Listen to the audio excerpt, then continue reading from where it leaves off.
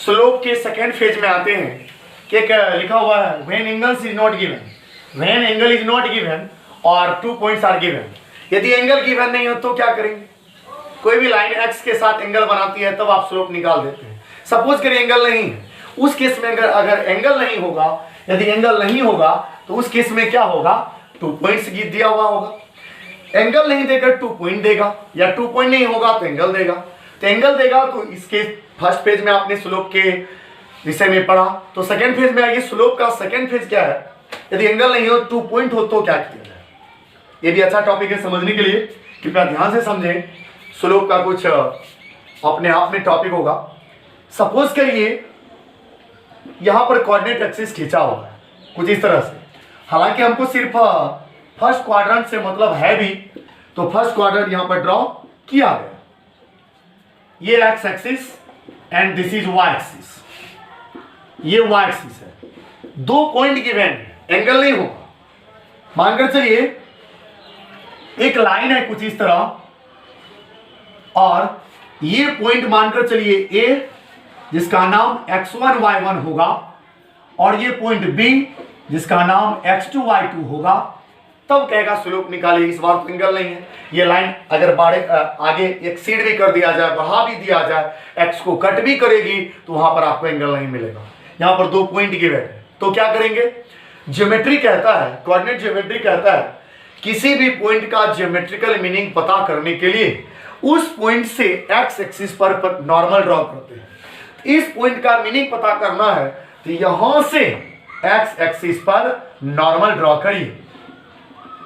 इसका पता करना है तो इस एक्सिस के साथ इस एक्सिस से इस पॉइंट से एक्स एक्सिस पर नॉर्मल ड्रॉ करिए। अब आप बताइए क्या राइट एंगल ट्रायंगल बना? नहीं। तो राइट एंगल ट्रायंगल बनाने के लिए एक्स के पैरेलल लाइन यहां पर ड्रॉ करेंगे कुछ इस तरह। अब आप सोचिए एक्स के पैरेलल, तो कहने का मतलब हुआ कि इस लाइन को यदि बढ़ाते तो वो थीटा बनाता, तो ये भी तो थीटा होता। तो कहने का मतलब है एक्स के साथ जितना एंगल ये बनाएगी, एक्स के समांतर दैट मींस एक्स के पैरेलल लाइन के साथ भी उतना ही एंगल बनाएगी, तो ये एंगल थीटा स्लोप देगा। यहां पर थीटा का वैल्यू नहीं है, सिर्फ थीटा सपोज किया है। ठीक है, ये लाइन एक्स के साथ जितना एंगल बनाती है, एक्स के पैरेलल के साथ भी उतना ही एंगल बनाएगा। देखिए ना, मानकर चलिए यहां पर एंगल बना थीटा और वो एक्स के साथ बनाती है थीटा। अगर ये दोनों पैरेलल है तो थीटा भी सेम होगा। कुछ उसी तरीके से ये दोनों लाइन समांतर यानी पैरेलल हुआ, तो ये एक्स के साथ यदि थीटा बना रहा होगा वो तो यहां भी थीटा होगा। आइए, कहने का मतलब है इस पॉइंट से ये ए बी, इस पॉइंट का नाम सी रखा जाए, ये तो हो गया 90। इस पॉइंट से परपेंडिकुलर ड्रॉ किया गया, ये ओरिजिन था। तो यहां से यहां तक का डिस्टेंस x1, यहां से यहां तक का डिस्टेंस x2। देखिए वहां यहां से यहां तक का डिस्टेंस x1, यहां से यहां तक का डिस्टेंस x2, इतना डिस्टेंस चाहिए। तो ये ग्रेटर डिस्टेंस में स्मॉलर डिस्टेंस को हटा दीजिए, मैंने सेपरेट कर दीजिए। x2 में x1 को सब्ट्रैक्ट कर दें, ये बच जाएगा क्या? x2 माइनस x1, तो ये भी हो जाएगा x2 माइनस x1। एंड दूसरी कहानी, यहां से लेकर वर्टिकल हाइट की बात करें, ये तो y डिस्टेंस है ना, ये हो गया y2, यहां से यहां तक देख लीजिए क्या है y1, तो ये डिस्टेंस क्या होगा? y2 minus y1। आइए थोड़ा सा कैलकुलेशन आगे करते हैं। हमने इस साइड को निकाला, बिल्कुल निकाला। लिखते हैं हम in right angle triangle ABC. ABC आप देखते हैं एंगल सी कितना है? 90 है। बिल्कुल, यदि एंगल सी 90 है, इस थीटा के बारे में बात करें तो ये परपेंडिकुलर होगा, थीटा के साथ वाला जो साइड है बेस होगा। आइए हम लोगों को क्या निकालना है? स्लोप। स्लोप होता क्या है? एम क्या होता है? Tan theta. तो बताइए टेन थीटा क्या होता है? Formula, basic formula, perpendicular by base. तो बताइए इस थीटा के लिए परपेंडिकुलर क्या है? बीसी है ना, परपेंडिकुलर बीसी, और बेस क्या है? एसी। तो बीसी का वैल्यू क्या हुआ? बीसी का वैल्यू आपने निकाला है, देखिए बीसी की जगह पे ये हो गया आपका y2 माइनस y1, और एसी के बदले पे क्या लिखेंगे आप? Upon x2 minus x1। इस हिसाब से स्लोप का एक स्लोप का एक फॉर्मूला आ चुका है y2 minus y1 bye x2 minus x1।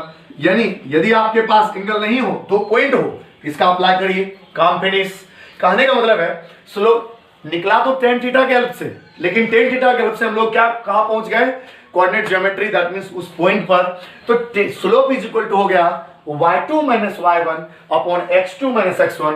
या अगर आप इसको एक्सचेंज भी कर सकते हैं, एक्सचेंज कैसे कर सकते हैं, इसको ऐसे भी लिखा जा सकता है y1 minus y2 upon x1 minus x2। ऐसे भी लिखे तो गलत नहीं है। कहने का मतलब ये हुआ अगर 2 में 1 सब्ट्रैक्ट करते हैं तो x में भी 2 में 1 करेंगे, यदि 1 में 2 करते हैं तो 1, यानी करस्पॉन्डिंग रखना है, बस और कुछ नहीं, बाकी सब ठीक है। तो इस हिसाब से हो गया, ऊपर में y कोऑर्डिनेट का डिफरेंस, नीचे में x कोऑर्डिनेट का डिफरेंस। इस तरीके से आप स्लोप निकाल लेंगे। Slope is equal to formula दूसरा y2 minus y1 upon x2 minus x1। ज्यादा करके सभी को यही याद रहता है, बाकी आप कैसे भी करके उसको सॉल्व कर सकते हैं। इस पर आपको एग्जांपल दिया जा रहा है, इस हिसाब से आप इसको पहले समझेंगे, नोट्स भी करेंगे, नोट्स करने के बाद एग्जांपल को सॉल्व करने का प्रयास करेंगे। एक एग्जांपल है कुछ इस तरीके से, देखिए